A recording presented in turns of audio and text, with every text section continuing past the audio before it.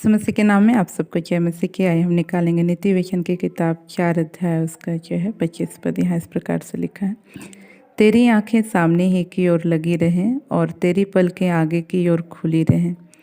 आगे कहता है, अपने पाँव रखने के लिए मार्ग को समथर कर और तेरे सब मार्ग ठीक रहें। न तो दाहिनी ओर मुड़ना और न बाईं ओर, अपने पाँव को बुराई के मार्ग पर चलने से हटा ले।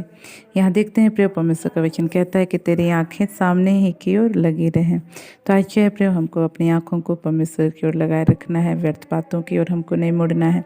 कई बार हमारे जीवन में ऐसा होता है कि हम जो है जब मसीह मार्ग में आगे बढ़ते हैं तो हमारे जीवन में कई बार ऐसी परिस्थितियाँ आती हैं जहाँ पे तब हम जो है हम अपने लक्ष्य को जो है हमारे जो है दिमाग से उतार देते हैं। हम जो है इधर उधर की बातों पर अपने मन ध्यान को लगाने लगते हैं, जिसके कारण जो है हम अपने जो है मंजिल तक पहुंचने में असफल हो सकते हैं। इसलिए आज हमको चाहिए कि हम जो है व्यर्थ बातों की ओर अपने मन ध्यान को ना लगाएं, लेकिन जो है जो कार्य प्रभु ने हमारे लिए रखा है उसी की ओर हम अपने मन ध्यान को लगाएं, ताकि जो है उसको हम बहुत ही अच्छी रीति से करके एक दिन विश्वास योग्य और धन्य दास और दासी ठहर सकें। इन वचनों के द्वारा परमेश्वर हम सबको आशीषित करें। हम अपनी आंखों को बंद करेंगे, छोटा सा प्रार्थना करेंगे।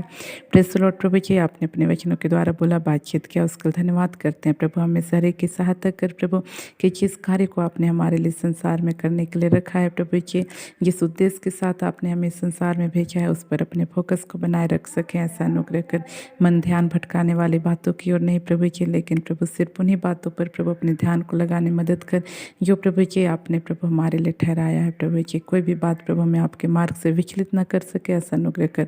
विशेषकर मैं इस भाई के लिए प्रार्थना करती हूँ जो अपने लक्ष्य से प्रभु जी भटक रहा है।